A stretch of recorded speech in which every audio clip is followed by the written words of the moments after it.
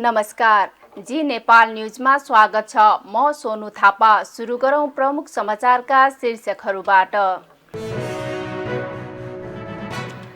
संयुक्त राष्ट्र संघीय महासभामा नेपालको शान्ति प्रक्रिया टुंग्याउनका लागि अपिल गर्ने प्रधानमन्त्री दाहालको भनाई।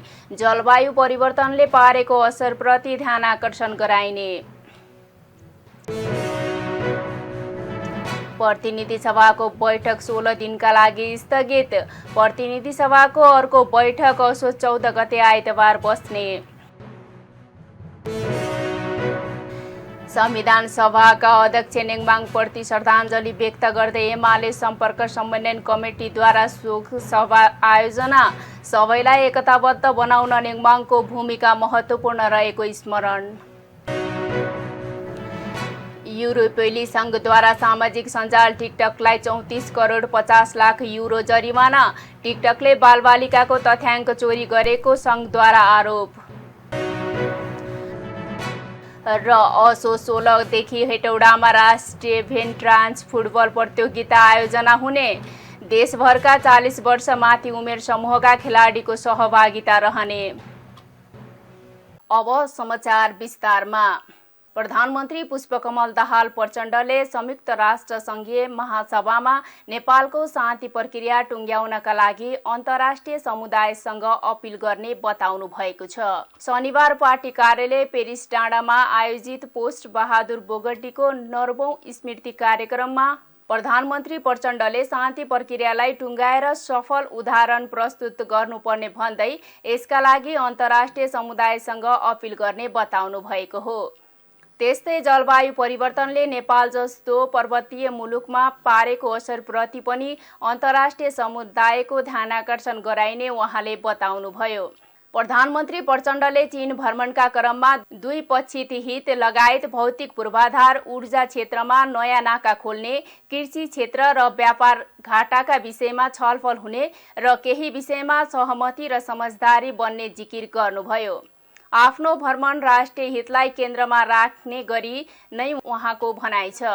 हामीले सरकारको नेतृत्व गरिरहेको सन्दर्भ छ र यो सन्दर्भमा हामीले सामाजिक न्यायका कुरा, सुशासनका कुरा र समृद्धिका कुरा गरेका छौं र हामीले नयाँ फड्को हान्नको लागि तयारी गरिराखेका छौं। समाजवादतिरको यात्रा आरम्भ गर्नको निम्ति, समाजवादको यात्राको तयारीको निम्ति यो अहिले धेरै भयो भन्ने भन्दा पनि हामीले केही चीज नयाँ जनता र राष्ट्रको पक्षमा, समाजवादको पक्षमा, विचारको पक्षमा गर्दैछौँ।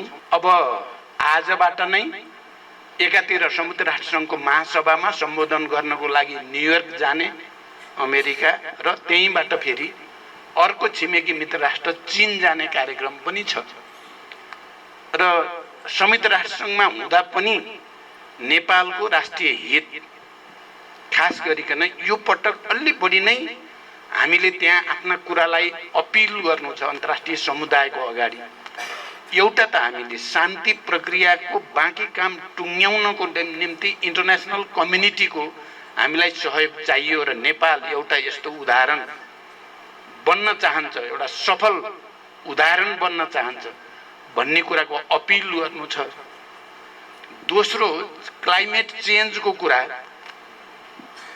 को सबभन्दा बढी असर चाहिँ हामी जस्ता देशहरूलाई परेको छ। त्यसमा पनि हिमालय पर्वत श्रृङ्खलाको देश हुनुको नाताले अहिले हिउँ पग्लिएर हाम्रा सेता हिमालहरू काला हुँदै गएका छन् र यसले हामी आफैले अनुभव र अनुभूति गरेका छौँ। नेपाली जनताले राम्रैसँग बुझेको छ। त्यहाँबाट फेरि सिधै चाइना गएर चाइना चीनसँग पनि हामीले द्विपक्षीय हितका थुप्रै विषयहरू, मुख्यतः भौतिक पूर्वाधारको विषय अनि इनर्जीसँग सम्बन्धित विषय, त्यसमा पनि अब transmission line, cross border transmission लाइनका कुरा, नाका, नयाँ नाकाहरू खोल्ने कुरा, कृषि र कृषिमा आधारित उद्योगहरू स्थापना गर्नेसँग सम्बन्धित कुरा, अनि व्यापार घाटा कम गर्न चाहिँ हामीले थुप्रै हामी नेपालमा प्राप्त आलुदेखि लिएर जडीबुटीदेखि लिएर अरू पनि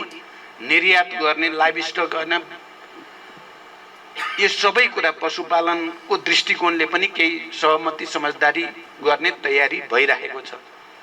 त्यसकारण मलाई विश्वास छ यो भ्रमणले पनि नेपालको राष्ट्रिय हितमा एउटा महत्त्वपूर्ण भूमिका खेल्ने विश्वाससहित म जाँदैछु। त्यस्तै प्रचण्डले आफूले सरकारको नेतृत्व गरिरहँदा सुशासन समृद्धि लगायतमा नयाँ फड्को हान्नका लागि तयारी गरिरहेको पनि बताउनुभयो।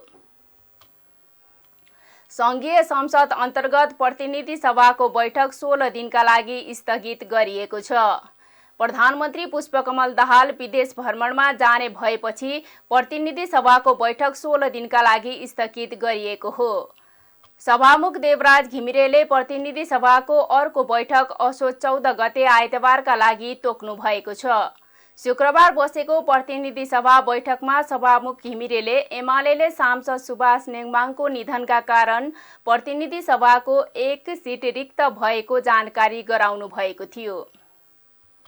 नेकपा माओवादी केन्द्रले शनिबार पार्टी कार्यालय पेरिस डाँडामा पत्रकार सम्मेलन गर्दै माओवादीले शान्ति प्रक्रियालाई निष्कर्षमा पुर्याउन अन्तर्राष्ट्रिय समुदायको महत्त्वपूर्ण भूमिका रहेको विश्व समुदायलाई अपील गर्ने जनाएको छ।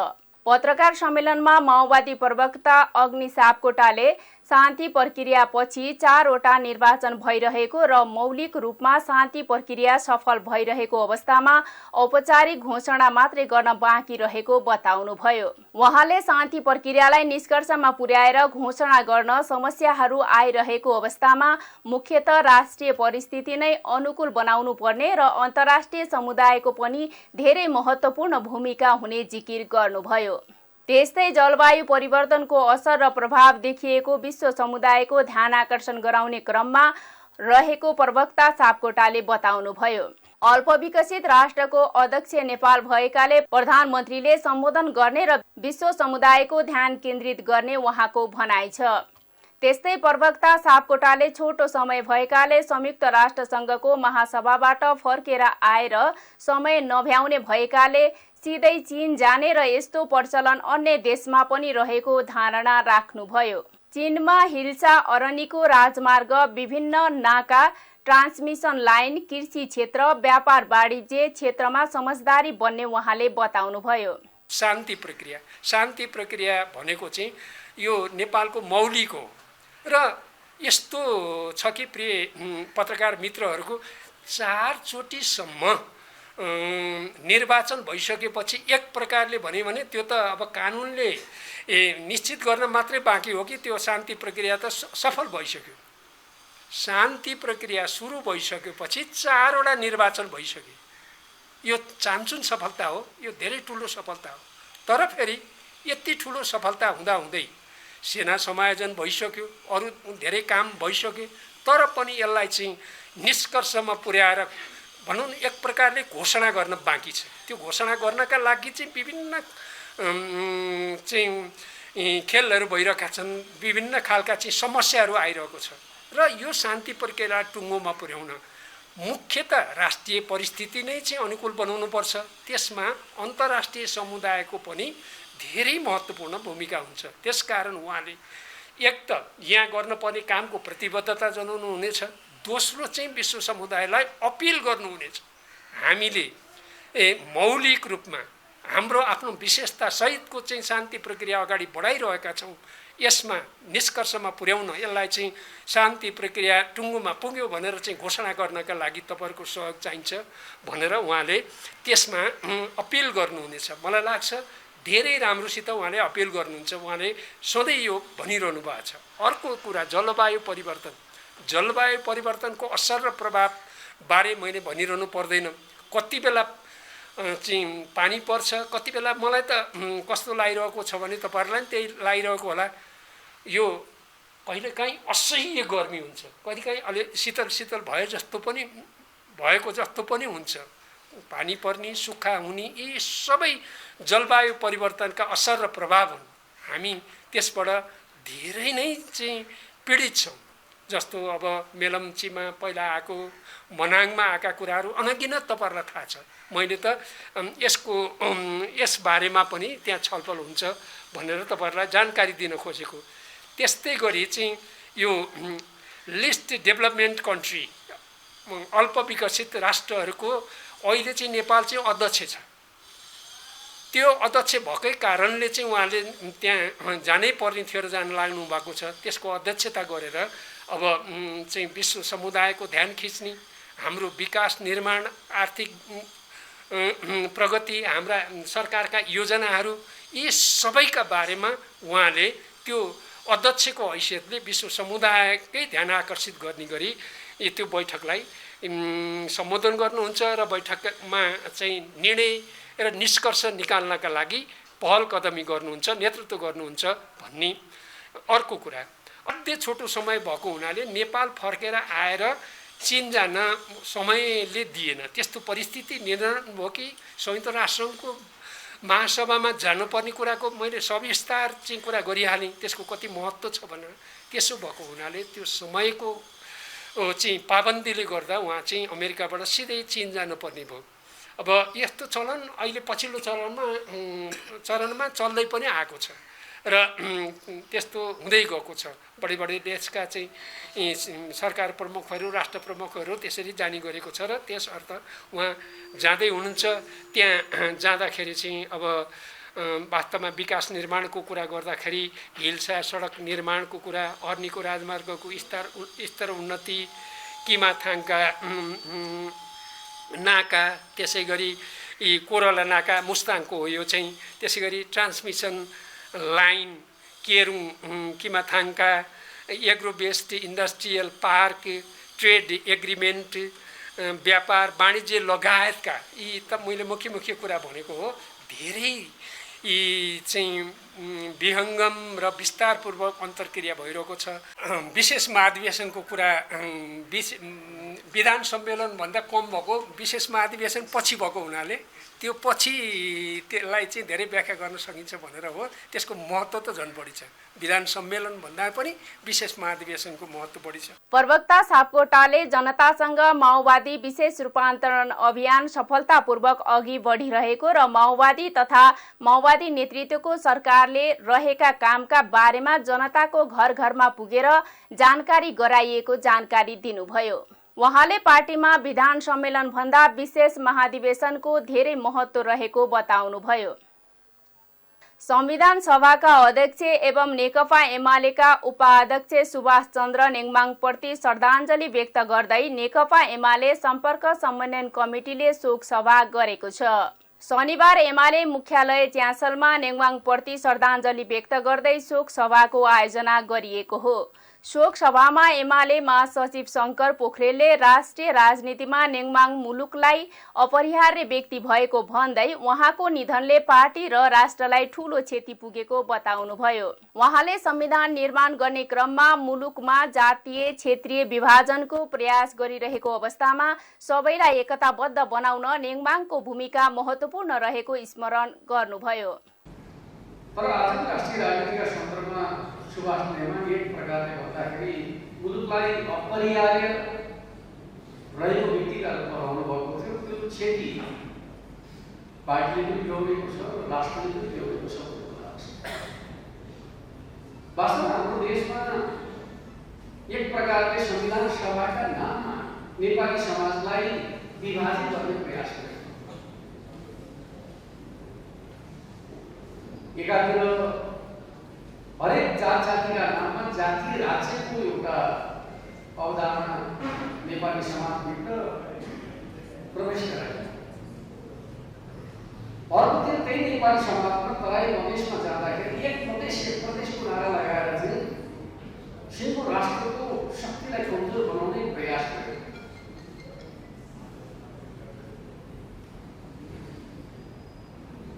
वास्तवमा नेपालको आफ्नो जे सामर्थ्य छ त्यो सामर्थ्य संविधान सभाका बहसका क्रममा चाहिँ कमजोर पार्ने काम गर्यो। र एक प्रकारले भन्नु छ भने नेपाली समाज अब जातीय द्वन्द्वतर्फ, सामुदायिक द्वन्द्वतर्फ, क्षेत्रीय विवादतर्फ जाने हो कि भन्ने प्रकारको आशंका एउटा संविधान सभाको असफल र अर्को संविधान सभालाई पनि असफल पार्ने प्रयास पनि जारी थिए।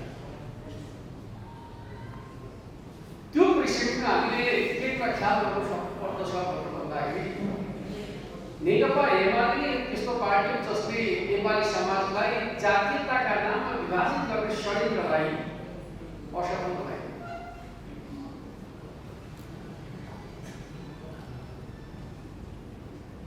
राजा नेकपा एमालेमाथि जुन प्रकारको प्रहार गरिएको छ त्यो उनीहरूको कुचित मनसाय असफल हुनुको परिणाम पनि एमालेमाथिको प्रहार हो भन्ने कुरालाई बुझ्नुपर्दछ। जातपातका नाममा नेपाली समाजलाई विभाजित गर्ने प्रयत्न किन असफल भयो भन्ने कुराका सन्दर्भका बारेमा जातिवादीहरूले सुभाष चन्द्र नेमान जस्ता व्यक्तिहरूमाथि प्रहार केन्द्रित गर्ने काम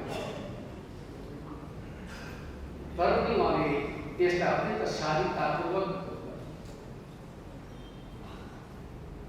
प्रतिवाद गर्नुभयो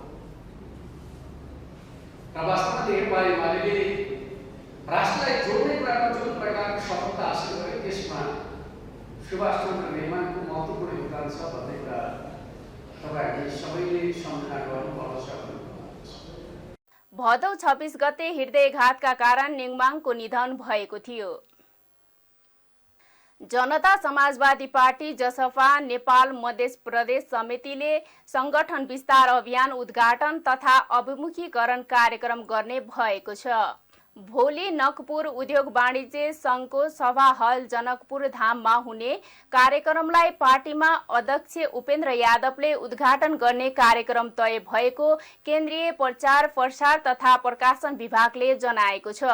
कार्यक्रममा मध्य प्रदेशबाट प्रतिनिधित्व गर्ने केन्द्रीय कार्यकारिणी समिति सदस्य, केन्द्रीय समिति सदस्य, संघीय परिषद सदस्य, संघीय सांसद, प्रदेश कार्यकारिणी समिति सदस्य, प्रदेश समिति सदस्य, प्रदेश सभा सदस्य, मध्य प्रदेश परिषद सदस्य, मध्य प्रदेश अन्तर्गतका भातृ तथा पेशागत संगठनका पदाधिकारी, पार्टी जिल्ला समितिका पदाधिकारी तथा सदस्य, स्थानीय तहका जनप्रतिनिधि, पालिका समितिका अध्यक्ष, जिल्लाका भातृ तथा पेशागत संगठनका पदाधिकारीलाई अनिवार्य उपस्थित हुन भनिएको छ।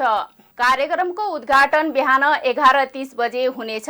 जसपाले 3 महिने अभियान सञ्चालन गरी सबै प्रदेशमा संगठन गठन, पुनर्गठन, प्रशिक्षण तथा अभिमुखीकरण कार्यक्रमलाई तीव्रता दिइरहेको छ। सरकारले आपराधिक घटना रोकथाम गर्ने प्रतिबद्धता जनाइरहँदा पछिल्ला वर्षहरूमा यस्ता घटना झन्झन जटिल बन्दै गइरहेका छन्। जनचेतनाको अभाव, अशिक्षा, रिसिभी, लागू औषधको दुर्व्यसनी, झैझगडा लगायत कारणले हत्या, हिंसा जस्ता जनघन्य अपराध हुने गरेका छन्। यस्तै यसको पछिल्लो उदाहरण हो 3 कुने स्थित गैरी गाउँमा गैराती भएको 4 जनाको सामूहिक हत्या। एक रिपोर्ट। पछिल्लो समय विभिन्न किसिमका आपराधिक घटनाहरू बढ्दै गएका छन्। सरकारले आपराधिक घटना रोकथाम गर्ने प्रतिबद्धता जनाइरहँदा पछिल्ला वर्षहरूमा यस्ता घटना झन्झन जटिल बन्दै गइरहेका छन्। आपराधिक घटना बढ्नुमा जनचेतनाको अभाव, अशिक्षा, कुसंस्कारजन्य व्यथिति, गरिबी, बेरोजगारी, आर्थिक लेनदेन, बदलाको भाव, रिसिभी, लागू औषधको दुर्व्यसनी, झैझगडा लगायत कारणले हत्या, हिंसा जस्ता जघन्य अपराध हुने गरेको अनुसन्धानले देखाउँछ। कुनै पनि व्यक्तिले अपराध गर्नु वा त्यस्तो किसिमको आपराधिक घटनामा संलग्न हुनुको विविध कारणहरूमध्ये प्रमुख कारण उसको मनोविज्ञानलाई मानिन्छ। त्यस्तै उसको मानसिक सन्तुलन ठिक नभएको कारण पनि यस्तो मान्न सकिन्छ। कानुनको प्रभावकारी कार्यान्वयन हुन नसक्दा यस्ता किसिमका आपराधिक घटना बढ्दै गएका छन्। सामान्य विषयमा हुने विवाद बढ्दै जाँदा हत्याको रूप लिने घटना नेपाली समाजमा झाँगिन थालेको छ। यौन सम्बन्ध र सामान्य आर्थिक लेनदेनमै व्यक्ति हत्याका घटना पछिल्लो केही समय यता वात्तै बढेका छन्। अझ डरलाग्दो कुरा के छ भने पछिल्लो समय श्रृङ्खलाबद्ध देखिएका हत्याका घटनामा चिने जानेका परिवारसँग जोडिएका व्यक्ति, आफन्त लगायत नजिकैकै व्यक्तिको संलग्नता देखिने गरेको छ। यसको पछिल्लो उदाहरण हो 3 कुने स्थित गैरी गाउँमा गैराती भएको 4 जनाको सामूहिक हत्या। काठमाडौँ महानगरपालिका वडा नम्बर 32 3 कुने स्थित गैरी गाउँमा गैराती 4 जनाको सामूहिक हत्या भएको छ। हत्या गरिएका 4 मध्ये 3 जना एकै परिवार परिवारका सदस्य रहेका छन्। हत्यामा संलग्न दिपेन्द्र राईले प्रहरी कार्यालयमा आत्मसमर्पण गरेका छन्। सामूहिक हत्यापछि प्रहरी कार्यालयमा आत्मसमर्पण गरेका 28 वर्षीय दिपेन्द्र राई लागू औषधको दुर्व्यसनी रहेको प्रहरी प्रारम्भिक अनुसन्धानबाट खुलेको छ। शुक्रबार बेलुका करिब 10 बजे तिनकुने स्थित दिव्य मिलमा कार्यरत कुमार भुजेल, उनकी श्रीमती अम्बिका भुजेल, आमा सुभद्रा भुजेल र नवीन राईको हत्या भएको थियो। हत्या गरिएका मध्ये कुमार, अम्बिका र सुभद्रा एकै परिवारका सदस्य हुन्। नवीन भने मिलमा आउने जाने गरिरहन्थे। उनका बुवा पहिले सोही मिलमा काम गर्थे। प्रहरीका अनुसार हत्यामा 28 वर्षीय दिपेन्द्र राई सहित अन्य पनि संलग्न रहेका छन्। उनीहरू सबै लागू औषधको दुर्व्यसनी रहेको प्रहरीको भनाइ छ, जसमध्ये 3 जनालाई प्रहरीले पक्राउ गरेको छ। हत्या गर्नु अघि उनीहरू तिनकुनेकै स्नुकर हाउसमा भेट भएका थिए। स्नुकर खेलेपछि उनीहरू मिलभित्र प्रवेश गरेका थिए। प्रहरीका अनुसार हत्यामा संलग्न दिपेन्द्र मृतक नवीनको काकाका छोरा हुन्। हत्या गरेका कुमार विगत 15 वर्षदेखि उक्त मिलमा कार्यरत थिए। यस्तै उक्त घटनाको छानबिनका लागि प्रहरीले अनुसन्धान समिति गठन गरेको छ। एसएसपी सोमेन्द्र सिंह राठौरको नेतृत्वमा छानबिन समिति गठन गरिएको काठमाडौँ उपत्यका प्रहरी कार्यालयले जनाएको छ। समाजमा हुने अपराधका घटना कम गर्न सबैभन्दा महत्त्वपूर्ण कुरा नैतिक शिक्षा हो। जघन्य अपराधका घटना र यसबाट हुन सक्ने क्षतिका विषयमा नैतिक शिक्षा फैलाउनु अहिलेको आवश्यकता हो। समाजमा हुने हरेक आपराधिक घटनाको सूक्ष्म अध्ययन हुन जरुरी छ। घटना हुनु र घटना बढ्दै जानुको कारण विषयमा अनुसन्धान हुनुपर्छ। अपराधीलाई कानुनी कठघरामा उभ्याउने त छँदैछ, यस अतिरिक्त घटनाको अध्ययन गरी समाधान खोज्ने तर्फ लाग्नु पनि आवश्यक छ। यसबाहेक युवाहरूलाई अवसर र रोजगारीको सृजना लगायतको विषयमा सरकारको ध्यान पुग्न अति नै जरुरी रहेको छ। जी नेपाल 4K टेलिभिजनका लागि खेमा जोशी, काठमाडौँ। नेपाली कांग्रेसले 753 वटै स्थानीय तहमा संविधान दिवस विशेष कार्यक्रम गर्न मातहतका निकायलाई पत्राचार गरेको छ। कांग्रेसले असोज 2 गते पार्टीका सर्वोच्च नेता एवं लौह पुरुष गणेशमान सिंहको 26औं स्मृति दिवस र 3 असोजमा संविधान दिवस मनाउन मातहतका निकायलाई परिपत्र गरेको हो। पार्टीको साउन पहिलो साता बसेको केन्द्रीय कार्य समितिले पार्टीको 1 वर्षे कार्यतालिका पास गरेको थियो। सो कार्यतालिकामा उल्लेख भए बमोजिम कार्यक्रम सम्पन्न गर्न तल्ला तहलाई परिपत्र गरिएको मुख्य सचिव कृष्ण प्रसाद पौडेलले जानकारी दिनुभयो। संविधान दिवसका सन्दर्भमा स्थानीय तह स्तरीय कार्य समितिले संगीत, कला, साहित्य सहितको विविधता युक्त सांस्कृतिक कार्यक्रम वा शिक्षण संस्थामा प्रजातन्त्र र संविधान विषयमा प्रवचन वा वक्तृत्व कला आयोजना गर्न कांग्रेसले परिपत्र गरेको छ। सरकारले अटिजम भएकाहरूका लागि विशेष कार्यक्रम ल्याउने तयारी गरेको छ। शनिबार काठमाडौँमा आयोजित एक कार्यक्रममा बोल्दै शिक्षा, विज्ञान तथा प्रविधि मन्त्रालयका सचिव सुरेश अधिकारीले अटिजम भएकाहरूका लागि विशेष कार्यक्रम ल्याउने तयारी गरेको बताउनु भएको हो। उहाँले संसदमा पेश गरिएको शिक्षा विधेयकमा पनि शिक्षा सम्बन्धी समावेशी कार्यक्रम राखिएको बताउनुभयो। उहाँले अटिजम भएकाहरूलाई विशेष व्यवहारको आवश्यकता रहेको औल्याउनुभयो। अधिकारीले कक्षा कोठामा अटिजम भएकाहरूलाई शिक्षण गर्दा छुट्टै किसिमको व्यवहार आवश्यक पर्ने र कक्षा कोठामा उनीहरूलाई विशेष हेरचाह आवश्यक रहेको बताउनुभयो। अपाङ्गता भएका व्यक्ति र अन्य व्यक्तिको परीक्षण सञ्चालन प्रक्रिया एउटै भएकाले परीक्षा प्रणालीमा सुधार गर्नुपर्ने उहाँको भनाइ थियो। सचिव अधिकारीले फरक क्षमता र दक्षता भएका व्यक्तिको हकमा समावेशी शिक्षा पद्धतिका विषयहरू 16औं आयोजनामा समेटिने बताउनुभयो। सचिव अधिकारीले अटिजम भएकाहरूको विशेष किसिमको सिप र दक्षता प्रपुष्ट गर्न सरकारले उपयुक्त वातावरण सिर्जना गर्ने बताउनुभयो। बच्चाले जन्मजात लिएर आउने एक विशेष प्रकारको अपाङ्गता नै अटिजम हो। हेटौडाको सन्चो अस्पतालमा कार्यरत 2 जना डाक्टर माथि भएको कुटपिटको विरोधमा मकवानपुरका स्वास्थ्य कर्मीहरूले आज बागमती प्रदेश सभा भवन अगाडि प्रदर्शन गरेका छन्। डाक्टर प्रशान्त बिडाडी र विकास थापामाथि बुधबार कुटपिट भएपछि कारबाहीको माग गर्दै स्वास्थ्य संस्थाको आकस्मिक बाहेकका सेवा बन्द गरेर उनीहरू आन्दोलनमा उत्रिएका छन्। उनीहरूले चिकित्सक कुटपिटमा संलग्न सबैलाई पक्राउ गर्नुपर्ने माग गरेका छन्। स्वास्थ्यकर्मीको आन्दोलनका कारण अहिले यहाँको सुरक्षा व्यवस्था कडा पारिएको छ। भवनभित्र प्रदेश सभा बैठक चलिरहेको छ। बुधबार बिहान हेटौडा 1 भिन्तुना पथमा रहेको सन्चो अस्पतालमा चिकित्सकमाथि आक्रमण भएको थियो। गएको साउन 25 मा डेङ्गुबाट चितवनमा ज्यान गुमाएका हेटौडा 12 का राजेश प्रधानका आफन्तले अस्पतालभित्रै प्रवेश गरेर डाक्टरलाई कुटपिट गरेका हुन्। घटनामा संलग्न भएको अभियोगमा प्रहरीले 4 जनालाई पक्राउ गरेको छ भने नेपाल चिकित्सक संघले 2 जना विरुद्ध किटानी जाहेरी दिएको छ। घटनामा संलग्न मध्ये 4 जनालाई प्रहरीले पक्राउ गरेर 3 दिनको म्याद थप गरेको छ। घटनामा संलग्न अन्यलाई पनि पक्राउ गरिनुपर्ने माग गर्दै उनीहरू धरनामा बसेका छन्। काठमाडौँमा आयुर्वेद सम्बन्धी फिजियोथेरापी सेवा सञ्चालनमा आएको छ। शनिबार नेपालका लागि मलेसियाका राजदूत मोहम्मद फिरदौस अजमानले काठमाडौँको लाजिमपाटमा निर्भाना फिजियोथेरापी एन्ड वेलनेस सेन्टरको उद्घाटन गरेका हुन्। आयुर्वेद सम्बन्धी नेपाली र चिनिया पुराना उपचार विधि समेत एकै ठाउँबाट सेवा पाउने गरी निर्भाना फिजियोथेरापी एन्ड वेलनेस सेन्टर स्थापना गरिएको त्यसका अपरेसन तथा मार्केटिङ विभाग प्रमुख स्वर्णिम सुवालले जानकारी दिए। सो सेन्टरमा फिजियोथेरापीको अलावा आयुर्वेदिक आयल थेरापी पनि गरिन्छ। सेन्टरले आफ्नो सेवा लिए बापत 200 रुपैयाँदेखि 3000 सम्म शुल्क लाग्ने पनि जनाएको छ। सेन्टरका अनुसार यो शुल्क काठमाडौँमा रहेका फिजियोथेरापीहरू मध्ये सबैभन्दा सस्तो हो। यसमा चाइनिज अकुपञ्चार विधिबाट पनि उपचार गर्ने गरिन्छ। कर्णालीमा अहिले पनि करिब 26,000 बालबालिकाको जन्म दर्ता नभएको पाइएको छ। राष्ट्रिय जनगणना 2078 अनुसार कर्णालीमा जम्मा 2,04,638 जना बालबालिका 5 वर्ष मुनिका छन्। जनगणनाको तथ्याङ्क अनुसार 25,990 जना बालबालिकाको जन्म दर्ता नभएको हो।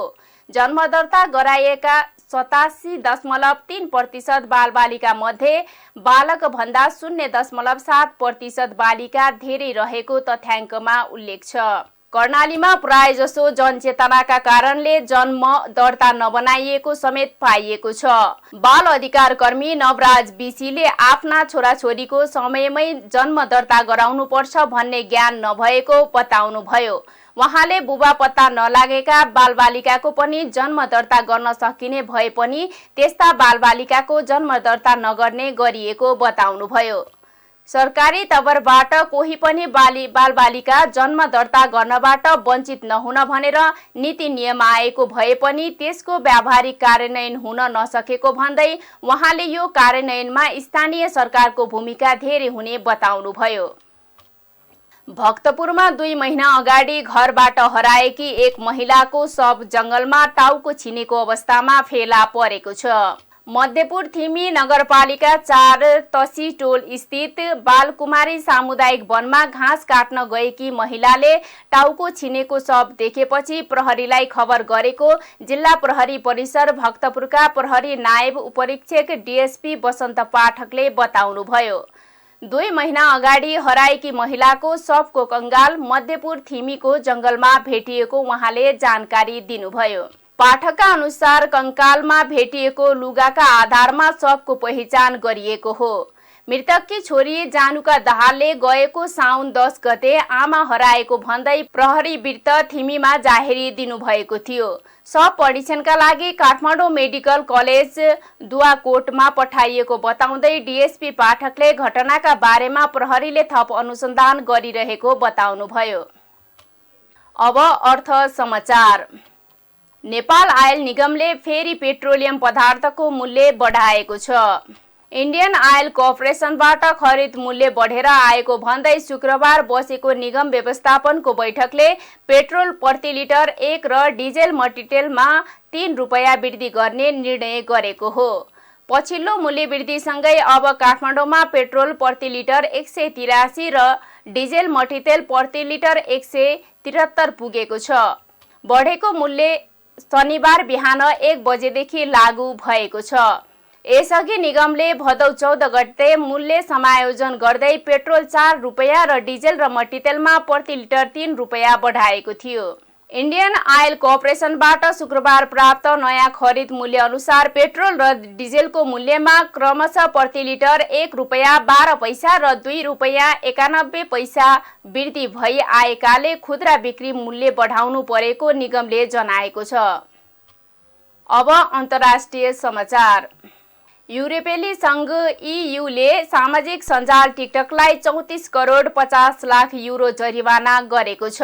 टिकटकले बालबालिकाको तथ्याङ्क चोरी गरेको आरोपमा EUको एक नियामक निकायले चिनिया स्वामित्वको सामाजिक सञ्जाल टिकटकलाई शुक्रबार जरिवाना गरेको समाचार संस्था AFPले जनाएको छ। आयरल्यान्डको तथ्याङ्क सुरक्षा आयोगले एक विज्ञप्ति निकालेर 2 वर्षको अनुसन्धानमा तथ्याङ्क चोरी गरेको फेला पारेको जनाएको छ। आयोगले टिकटकलाई नियम अनुसार प्रक्रिया कार्यान्वयनमा ल्याउन 3 महिनाको समय पनि दिएको छ।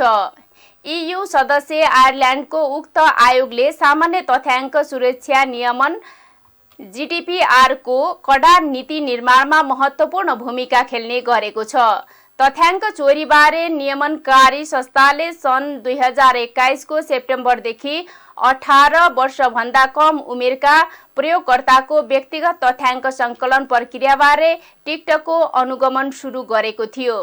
तर जरिवानापछि टिकटकले यो फैसलासँग सम्मानपूर्वक असहमत रहेको र अब कसरी अगाडि बढ्ने भन्ने बारे मूल्याङ्कन गरिरहेको समाचारमा उल्लेख छ।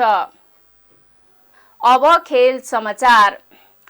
हेटौडामा रु 2 लाख राशिको राष्ट्रिय भेटरान्स कप फुटबल प्रतियोगिता हुने भएको छ।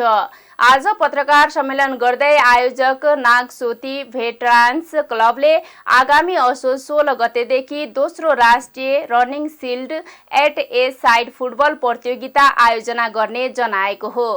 पत्रकार सम्मेलनमा क्लबका अध्यक्ष सोमबहादुर तितुङले प्रतियोगितामा देशभरका 40 वर्षमाथि उमेर समूहका खेलाडीको सहभागिता रहने जानकारी दिए।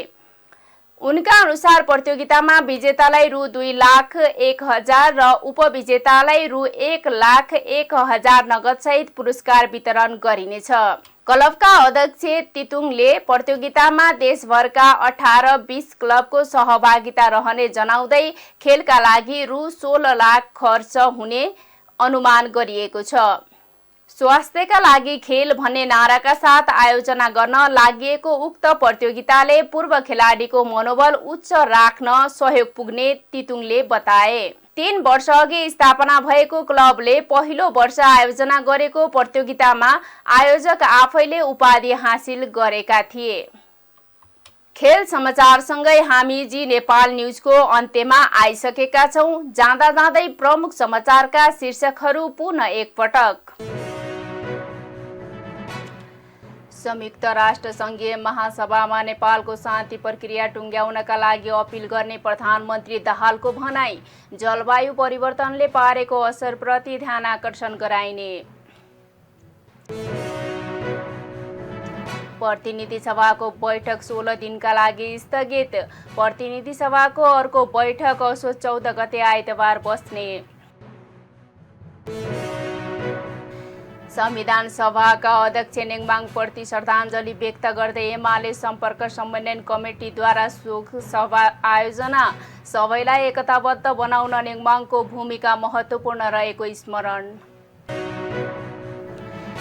युरोपेली संघद्वारा सामाजिक सञ्जाल टिकटकलाई 34 करोड 50 लाख युरो जरिवाना। टिकटकले बालबालिकाको तथ्याङ्क चोरी गरेको संघद्वारा आरोप। र असोज 16 देखि हेटौडामा राष्ट्रिय भेटरान्स फुटबल प्रतियोगिता आयोजना हुने। देशभरका 40 वर्षमाथि उमेर समूहका खेलाडीको सहभागिता रहने। प्रमुख समाचारका शीर्षकसँगै अहिलेका लागि जी नेपाल न्युज सकियो। ताजा समाचार र मनोरञ्जनका लागि जी नेपाल 4K टेलिभिजन हेर्दै गर्नुहोला। नमस्कार।